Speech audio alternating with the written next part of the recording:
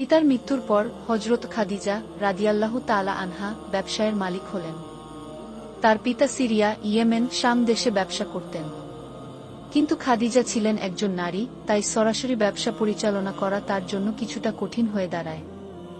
এ কারণে তিনি হযরত মুহাম্মদ সাল্লাল্লাহু আলাইহি ওয়াসাল্লাম কে একজন উপযুক্ত, সৎ ও বিশ্বস্ত লোক মনে করে একদিন একজন প্রতিনিধির মাধ্যমে তার কাছে প্রস্তাব পাঠালেন। প্রতিনিধি এসে নবীজি সাল্লাল্লাহু আলাইহি ওয়াসাল্লাম কে বললেন, আপনি যদি খাদিজার ব্যবসায় অংশগ্রহণ করেন তবে আপনাকে অন্যদের তুলনায় বেশি লাভের অংশ দেওয়া হবে।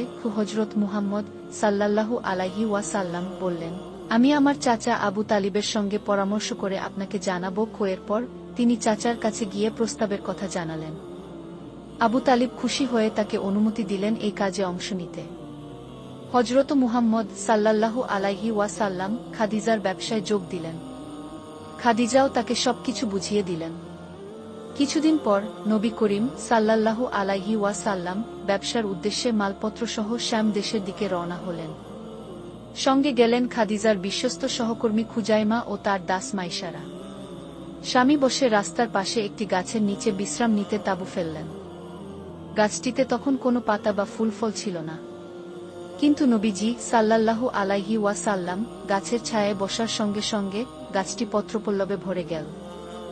এই অলৌকিক দৃশ্য দেখে নাস্তুরা নামে এক খ্রিস্টান পাদ্রী অবাক হলেন এবং নবীজির পরিচয় জিজ্ঞেস করলেন। নবীজির নাম বলার পরে পাদ্রী বলে উঠলেন, ঈসা আলাইহিস সালাম এর উপর যিনি ইঞ্জিল নাইল করেছিলেন সেই আল্লাহর কসম করে বলছি, এই ব্যক্তি শেষ নবী। লোকেরা পাদ্রীকে জিজ্ঞেস করল, আপনি কিভাবে বুঝলেন? পাদ্রী বললেন, ধর্মগ্রন্থে যেভাবে শেষ নবীর গঠন, আচরণ ও গুণাবলী বর্ণনা করা হয়েছে সবই এই ব্যক্তির মাঝে বিদ্যমান। তার কথা শুনে লোকেরা খুশি হয়ে নবীজির সব মালপত্র বিক্রি করে দিল এবং দ্বিগুণ লাভ হল। কাফেলার সঙ্গে নবীজি আবার মক্কায় ফিরে এলেন। হযরত খাদিজা ব্যবসায়িক লাভে যেমন খুশি হলেন, তার চেয়েও বেশি খুশি হলেন নবীজির অলৌকিক ঘটনা শুনে। এরপর তিনি তার ব্যবসার সম্পূর্ণ দায়িত্ব নবীজির হাতে তুলে দিলেন। একদিন নবীজি তার ব্যবসার উদ্দেশ্যে রওনা হলেন। কিছুদিন পর খাদিজা ছাদে উঠে নবীজির আসার পথের দিকে তাকিয়ে থাকলেন। হঠাৎ তিনি দেখলেন দূর থেকে একটি কাফেলা আসছে এবং তার উপর দুটি পাখি ছায়া দিয়ে উড়ে আসছে। এ দৃশ্য দেখে খাদিজার অন্তর আনন্দে ভরে গেল। তখন খাদিজার বয়স ছিল 4 বছর, আর নবীজির বয়স ছিল 2-5 বছর। খাদিজার মনে নবীজির প্রতি ভালোবাসা জন্ম নিল, যা শুধুই আল্লাহর ইচ্ছায় ঘটেছিল।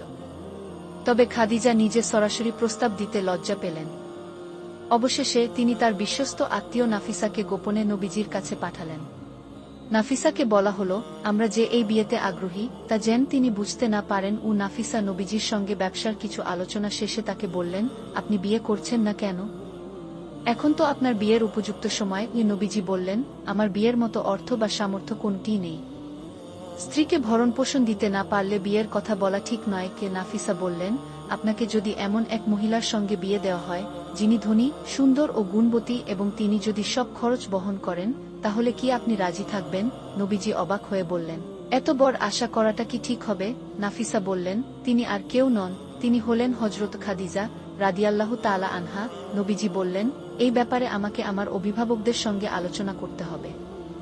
যদি তারা অনুমতি দেন তবে আমি রাজি হব। চাচা আবু তালিব, হামজা ও আব্বাসের সঙ্গে বিষয়টি আলোচনা করলেন এবং তারা সবাই এতে রাজি হয়ে গেলেন।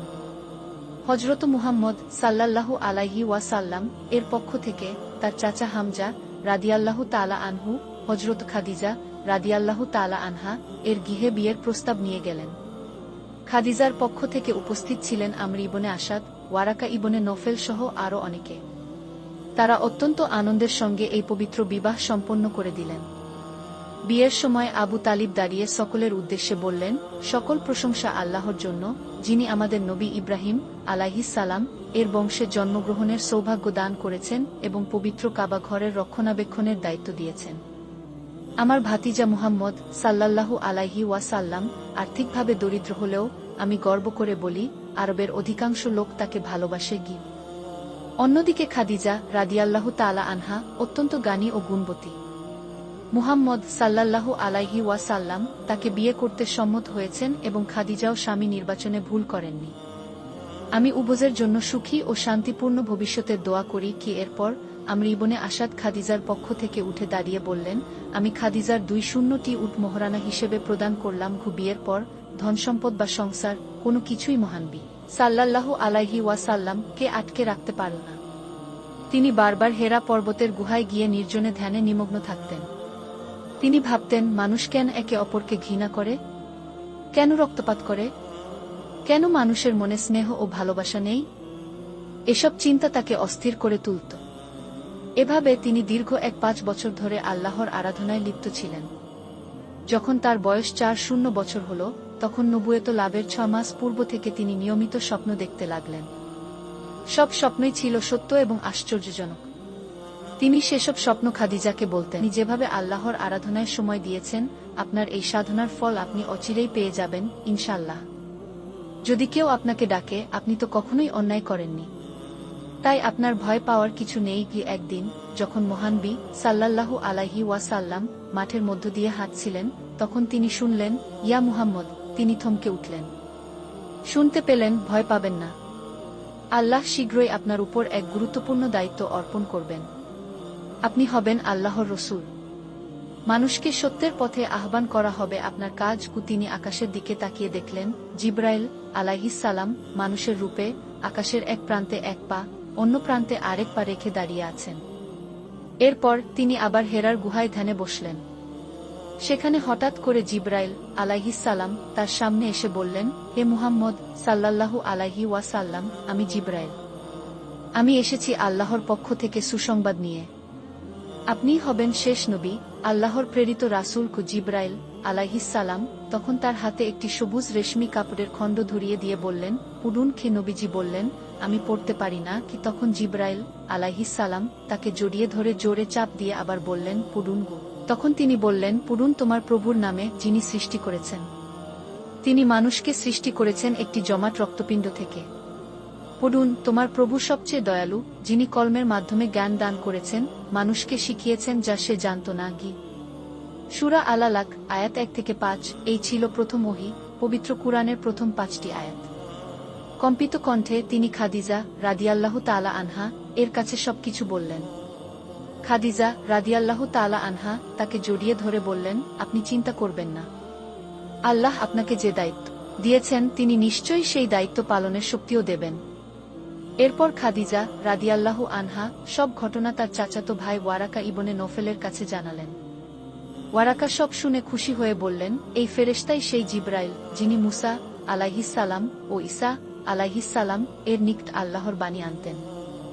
আমি যদি তখন জীবিত থাকি, তবে অবশ্যই নবীজিকে সাহায্য করব, কারণ তার নিজের আত্মীয়রাই একদিন তাকে দেশ ছাড়া করবে।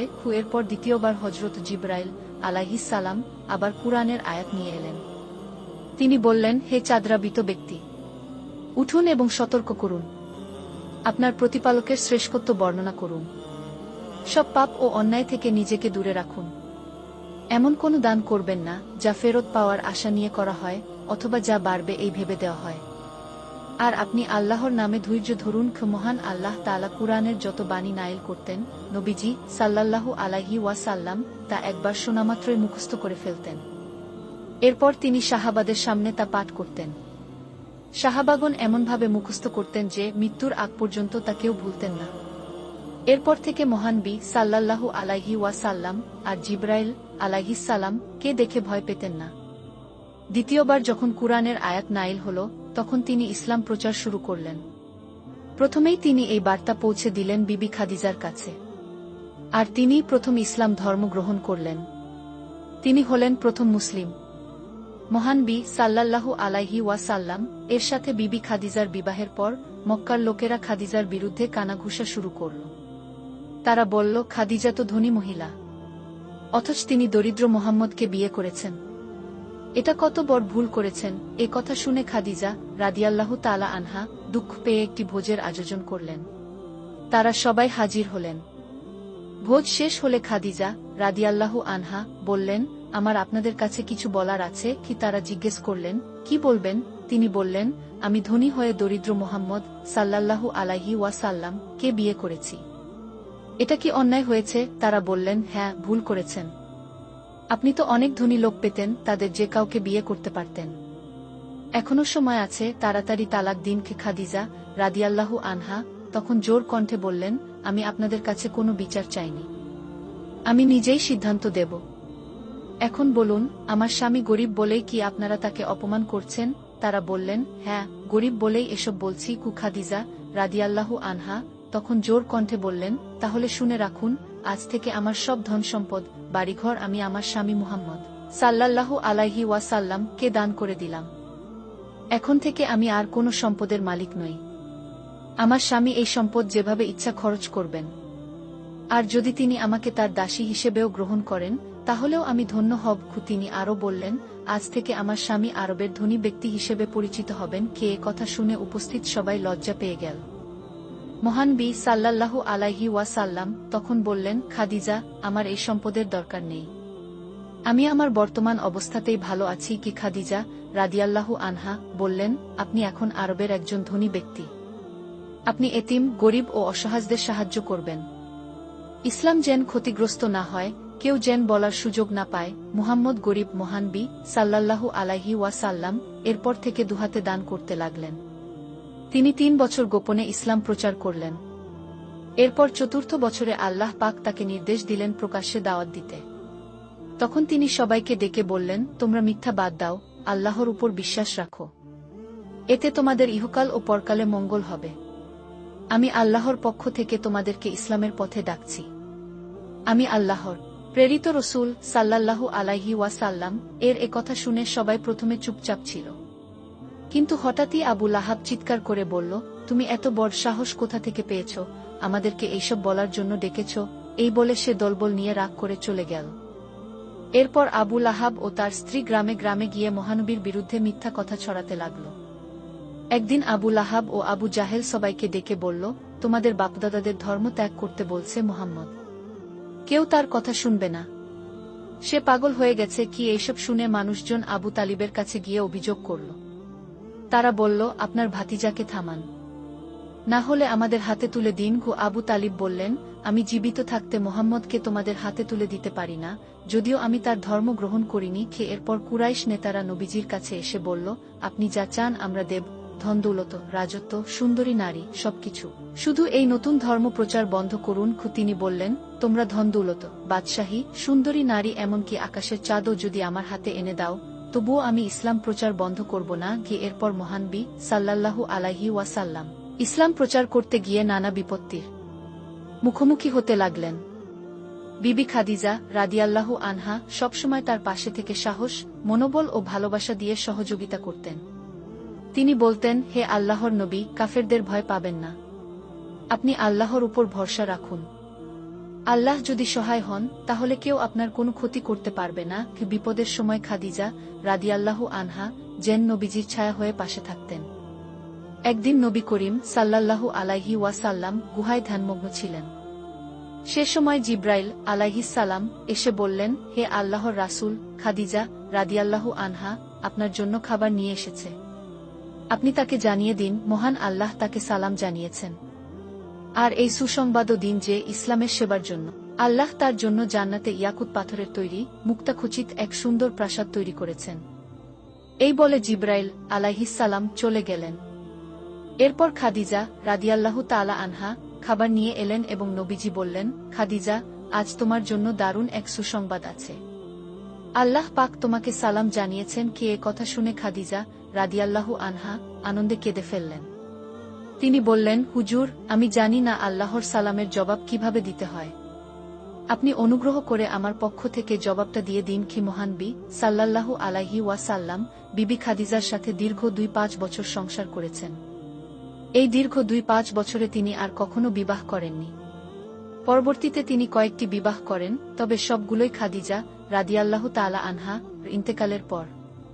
তাদের বিবাহের পর প্রথম 5 বছর কোনো সন্তান হয়নি। এরপর আল্লাহ তাদের 4 কন্যা ও 2 পুত্র সন্তান দান করেন। একদিন খাদিজা রাদিয়াল্লাহু আনহা বললেন, হুজুর, যদি আপনি আমার 3টি প্রশ্নের জবাব দিতেন তবে আমার অন্তর শান্তি পেত। নবী করিম সাল্লাল্লাহু আলাইহি ওয়াসাল্লাম বললেন, বলো তোমার প্রশ্ন কি? তিনি বললেন, প্রথমত আমার জানাজার নামাজ আপনি পড়াবেন। দ্বিতীয়ত, যখন আমাকে কবরে রাখবেন তখন আপনার একটি জামা আমাকে পরিয়ে দিবেন, যেন তার বরফতে কবরের দুই পাশ থেকে আমার উপর চাপ না পড়ে। তৃতীয়ত, যখন সবাই চলে যাবে তখন আপনি আমার কবরের পাশে বসে থাকবেন, কারণ মুনকার ও নাকির ভীষণ ভয়ঙ্কর রূপ ধারণ করে আসবে। তখন মানুষের হুঁশ থাকবে না। আমি হয়তো ভুল করে উত্তর দিতে পারবো না। সেই সময় যদি আমি ভুল করি, আপনি আমার পক্ষ থেকে উত্তর দিয়ে দিবেন কি নবী করিম সাল্লাল্লাহু আলাইহি ওয়াসাল্লাম। খাদিজা রাদিয়াল্লাহু আনহা সব অনুরোধের সম্মতি দিলেন। খাদিজা রাদিয়াল্লাহু আনহা বুঝতে পারলেন তার দুনিয়ার সময় শেষ হয়ে এসেছে। রাজা বাদশাহ হোক কিংবা ফকির, সবাইকেই একদিন এই পৃথিবী ছেড়ে যেতে হবে, ছাড়তে হবে, তাকেও বিদায় নিতে হবে। তিনি প্রিয় নবীজিকে বললেন, হে প্রিয় স্বামী, আমার সময় শেষ। আমি এই দুনিয়া থেকে বিদায় নিচ্ছি। কিয়ামতের আগে আর আপনার সাথে দেখা হবে না। দীর্ঘ 2-5 বছর আমি আপনার সাথে ছিলাম। এই সময়ে জেনে বা না জেনে অনেক ভুল করেছি। আপনি আমাকে ক্ষমা করে দিন। আমার কলিজার টুকরা ফাতিমাকে আমি আল্লাহর কাছে স্পর্দ করে যাচ্ছি। আপনি তার প্রতি সদা দৃষ্টি রাখবেন কি? এ কথা শুনে নবী করিম সাল্লাল্লাহু আলাইহি ওয়াসাল্লাম চোখের জল রুমালে মুছতে লাগলেন। তার চোখ থেকে অশ্রু গড়িয়ে গড়িয়ে বুকে পড়ছিল। তিনি বললেন, খাদিজা, তোমার কি খুব কষ্ট হচ্ছে? খাদিজা বললেন, হ্যাঁ প্রিয় নবীজি। নবীজি বললেন, তোমার এই কষ্টের মধ্যেই আল্লাহর রহমত রয়েছে। তিনি তোমার জন্য জান্নাতে একটি সুরম্য প্রাসাদ তৈরি করে রেখেছেন। বেহেশতের দরজায় তোমার জন্য অপেক্ষা করছেন বিবি হাজেরা, বিবি মারিয়াম আর বিবি আসিয়া। তুমি তাদের সঙ্গে মিলিত হবে। তুমি জীবনের শেষ মুহূর্তে প্রাণ ভরে একবার কালিমা পাঠ করো। খাদিজা রাদিয়াল্লাহু আনহা ক্ষীণ কণ্ঠে কালিমা তাইজ্জেবা পাঠ করলেন, লা ইলাহা ইল্লাল্লাহু মুহাম্মাদুর রাসূলুল্লাহ। আর সেই সাথেই তার পবিত্র আত্মা ইহকাল ত্যাগ করে জান্নাতের দিকে রওনা হল। ইন্না লিল্লাহি ওয়া ইন্না ইলাইহি রাজিউন। খাদিজা রাদিয়াল্লাহু তাআলা আনহার মৃত্যুর খবর চারদিকে ছড়িয়ে পড়ে। হাজার হাজার মহিলা এসে আখেরি জামানার নারীকুলের নেত্রীকে শেষবারের মতো দেখতে এলেন। তারা কাঁদতে কাঁদতে বিদায় জানালেন। সমগ্র আরব ছিল শোকে মর্মাহত। যখন তাকে দাফন করে সবাই চলে গেল, নবী করিম সাল্লাল্লাহু আলাইহি ওয়াসাল্লাম তখনও কবরের পাশে বসে রইলেন। তার শরীর ঘেমে ভিজে যাচ্ছিল। রাত অনেক হয়ে গেল, কিন্তু মুনকার নাকির ফেরেশতাদের কোনো শব্দ তিনি শুনতে পেলেন না। তখন আল্লাহ পাক নবীজিকে ডেকে বললেন, হে আমার হাবিব, আপনি এত রাতে কেন খাদিজার কবরের পাশে বসে রয়েছেন? আল্লাহ তাআলা বললেন, হে আমার হাবিব, আপনি কেন কাঁদছেন? নবীজি বললেন, হে আমার প্রভু, আজ আমার খাদিজা কবরের ভেতরে। মুনকার নাকিরের প্রশ্নোত্তরের সময় সে যদি ভুল করে, তাহলে আমি যেন তার পক্ষ থেকে জবাব দিতে পারি, এজন্য আমি এখানে বসে আছি। কিন্তু এখন পর্যন্ত কোনো কিছু শুনতে পাইনি। আল্লাহ তাআলা বললেন, আপনার খাদিজার জবাব আমি নিজেই দিয়ে দিয়েছি। আপনাকে আর কিছু বলতে হবে না। সে দুনিয়াতেই কবরের ভয় করে কেঁদেছে। যে ব্যক্তি দুনিয়াতে কবরের আযাবের ভয়ে চোখের জল ফেলে, আমি তার কবরের সব প্রশ্ন সহজ করে দিই। তাকে আর কবরে কাঁদতে হয় না। আল্লাহ তাআলা যেমন নবীজিকে মানবজাতির মুক্তির জন্য প্রেরণ করেছেন, তেমনি খাদিজা রাদিয়াল্লাহু আনহা কেউ তার উপযুক্ত সঙ্গিনী ও সহায়িকা হিসেবে সৃষ্টি করেছেন। একদিন ফজরের নামাজের শেষে খাদিজা রাদিয়াল্লাহু আনহা জিকিরে বসে কবরের কথা চিন্তা করতে করতে অচেতন হয়ে মাটিতে পড়ে গেলেন। তিনি গড়াগড়ি দিয়ে কাঁদতে লাগলেন। শরীর ধুলায় ভরে গেল। তখন ছোট্ট ফাতেমা রাদিয়াল্লাহু আনহা মায়ের এই কান্না দেখে ভয় পেয়ে গেলেন। তিনি দৌড়ে নবীজির সাল্লাল্লাহু আলাইহি ওয়াসাল্লাম কাছে গেলেন। নবীজি তখন মোরাকাবায় মগ্ন ছিলেন। ফাতেমা রাদিয়াল্লাহু আনহা তার জামা ধরে টানতে লাগলেন আর কাঁদতে কাঁদতে বললেন, তাড়াতাড়ি চলুন। আম্মাজান মাটিতে পড়ে গড়াগড়ি দিয়ে কাঁদছেন। অনেকক্ষণ ধরে কাঁদছেন। আপনি চলুন, দেখে আসুন কেন কাঁদছেন। নবীজি তখন ফাতিমাকে সঙ্গে নিয়ে এলেন। এসে দেখলেন খাদিজা রাদিয়াল্লাহু আনহা মাটিতে পড়ে আছেন। তিনি বললেন, খাদিজা, তুমি এত চিন্তিত আর কাঁদছ কেন? তোমার কি হয়েছে? আমাকে খুলে বলো। খাদিজা রাদিয়াল্লাহু আনহা বললেন, হুজুর, আপনি বলেছিলেন জিকিরের আগে কবরের কথা ভাবতে। আমি যখন কবর নিয়ে ভাবছিলাম, তখন মনে হলো দুনিয়াতে যদি অসুস্থ হই, আত্মীয়রা আসে, খোঁজ নেয়, জিজ্ঞেস করে কেমন আছো, কিন্তু কবরে, সেখানে তো কেউ আসবে না। কত আযাব হবে সেখানে। কেউ একবারও বলবে না তুমি কেমন আছো। এই অন্ধকার কবরে আমার প্রভু আল্লাহ ছাড়া আর কেউ থাকবে না। রাদিয়াল্লাহু আনহা বললেন, কবরের ভেতর কেউ তো আর আমার খবর নেবে না। কিন্তু আমি তো সেই মহান রবের যথার্থ ইবাদত করতে পারিনি। তিনি কি আমার খবর নেবেন? নবীজি বললেন, খাদিজা, তুমি এমন করে আর কেঁদো না। তোমার কান্নায় ফাতিমা পাগলির মতো কাঁদছে। তার কান্না আমি সহ্য করতে পারি না। খাদিজা রাদিয়াল্লাহু আনহা বললেন, হুজুর, আমার জন্য দোয়া করুন। আমি যেন এই কান্নার অবস্থায় কবরে যেতে পারি। নবীজি বললেন, খাদিজা, আমি তোমার জন্য বিশেষ দোয়া করব, যাতে আল্লাহ তোমাকে কবরের সব আযাব থেকে মুক্তি দেন ও বিপদের সময় খাদিজা রাদিয়াল্লাহু তাআলা আনহা যেন নবীজির ছায়া হয়ে পাশে থাকতেন। 00194 মহানবী সাল্লাল্লাহু আলাইহি ওয়াসাল্লাম বিবি খাদিজা রাদিয়াল্লাহু আনহা সাথে দীর্ঘ 2-5 বছর সংসার করেছেন। এই দীর্ঘ 2-5 বছরে তিনি আর কখনো বিবাহ করেননি। পরবর্তীতে তিনি কয়েকটি বিবাহ করেন, তবে সবগুলোই খাদিজা রাদিয়াল্লাহু তাআলা আনহার ইন্তেকালের পর। প্রিয় দর্শক, এই ছিল আমাদের আজকের ভিডিও। কেমন লাগলো অবশ্যই কমেন্ট করে জানাবেন। আজ তাহলে এই পর্যন্তই। আপনারা ভালো থাকবেন, সুস্থ থাকবেন। আল্লাহ হাফেজ।